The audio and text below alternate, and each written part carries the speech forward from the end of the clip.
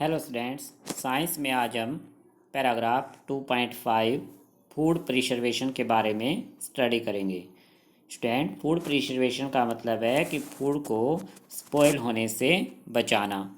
In chapter 1 we have learned about the methods used to preserve and store food grains. How do we preserve cooked food at home.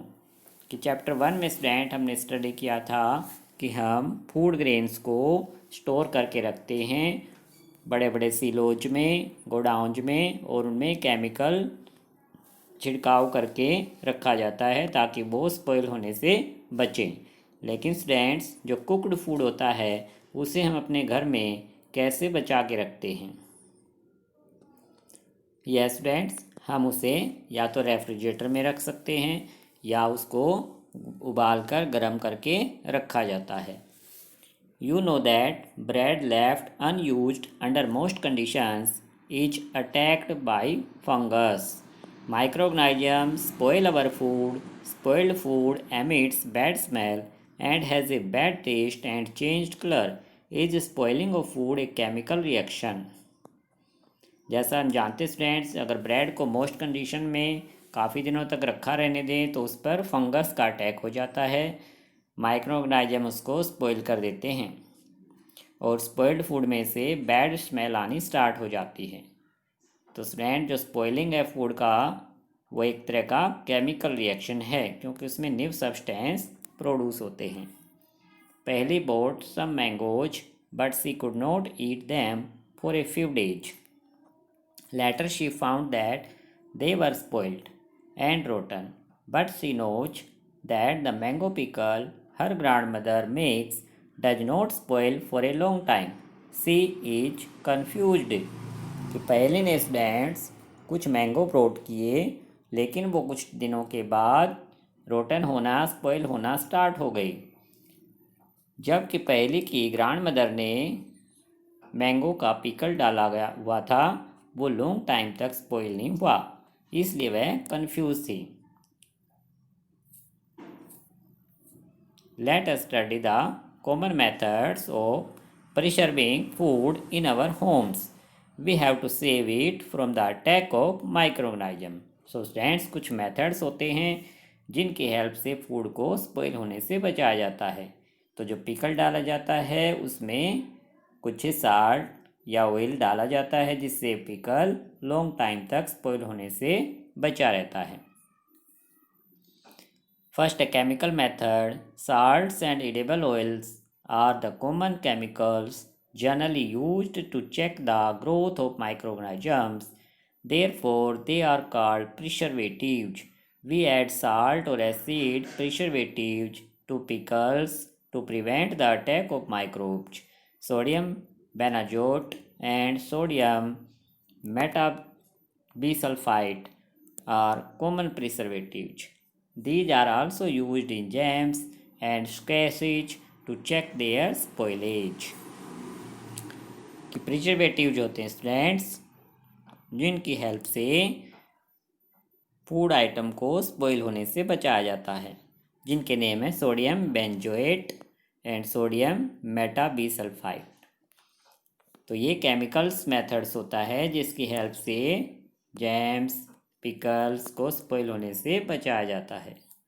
Next student, preservation by common salt. कि जो salt हम घर में use करते हैं उसकी help से भी हम फूड को स्पॉइल होने से बचा लेते हैं।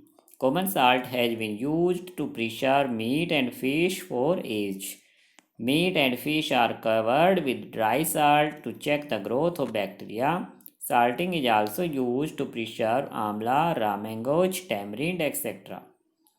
कि आंवला को, रामेंगो या टैमरिंड इमली को बचाने के लिए उस पर साल्ट का कवर चढ़ा दिया जाता है, साल्ट लगा दिया जाता है। Preservation by sugar. Jams, jellies and sausages are preserved by sugar.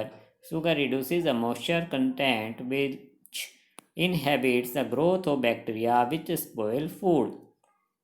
कि जो शुगर है स्टूडेंट्स, शुगर की हेल्प से भी फूड को बचाया जाता है क्योंकि शुगर मॉइस्चर को रिड्यूस कर देती है और मॉइस्चर में ही बैक्टीरिया ग्रो करते हैं। तो इस तरह से बैक्टीरिया ग्रो नहीं कर पाते और फूड स्पॉइल होने से बच जाता है। Next stands preservation by oil and vinegar. Use of oil and vinegar prevents spoilage of pickles because bacteria cannot live in such an environment. Vegetables, fruits, fish and meat are often preserved by this method. कि oil and vinegar की help से भी pickles को spoil होने से बचाया जाता है।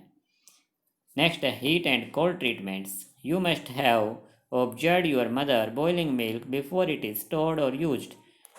Boiling kills many microorganisms. Similarly, we keep our food in the refrigerator. Low temperature inhibits the growth of microbes.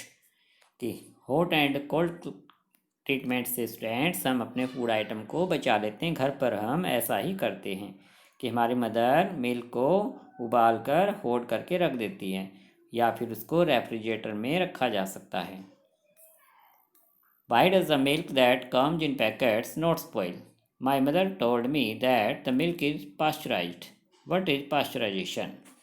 बुझो के माइंड में आया कि जो पैकेट में मिल्क आता है वह स्पॉइल नहीं होता क्योंकि उसे स्टूडेंट्स पास्चराइज करके पैक किया जाता है।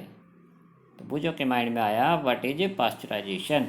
पास्चराइजेशन क्या है स्टूडेंट्स? पास्चराइजेशन एक प्रोसेस होती है कि pasteurize milk can be consumed without boiling. हम उस ऐसे मिल्क को बिना बॉयल किए भी यूज कर सकते हैं as it is free from harmful microbes, क्योंकि उसमें हार्मफुल माइक्रोब्स से वह फ्री होता है।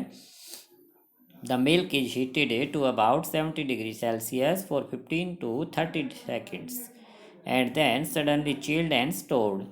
By doing so, it prevents the growth of microbes. This process was discovered by Louis Pasteur. It is called pasteurization.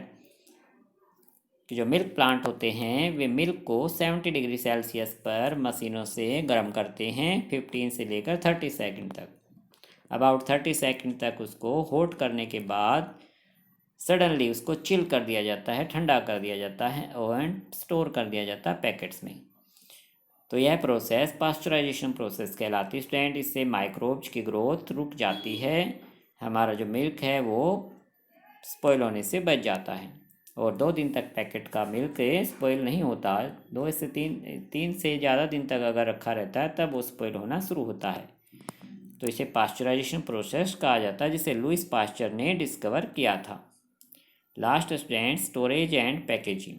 These days, dry fruits and even vegetables are sold in sealed, airtight packets to prevent the attack of microbes. कि जो vegetable हैं या dry fruits हैं जैसे बादाम हैं, काजू हैं, इन चीज़ों को एयर टाइट पैकेट में पैक करके रखा जाता है ताकि माइक्रोब्स का इन पर अटैक ना हो। सो स्टूडेंट्स ये थे फूड को बचाने के कुछ स्टेप, कुछ मेथड। नेक्स्ट टाइम स्टडी करेंगे पैराग्राफ 2.6 नाइट्रोजन फिक्सेशन। तो आप इस पैराग्राफ को आगे रीड जरूर कर लेना और आज जो हमने स्टडी किया है उसको एक बार रिवाइज कर लेना। Okay student, thank you.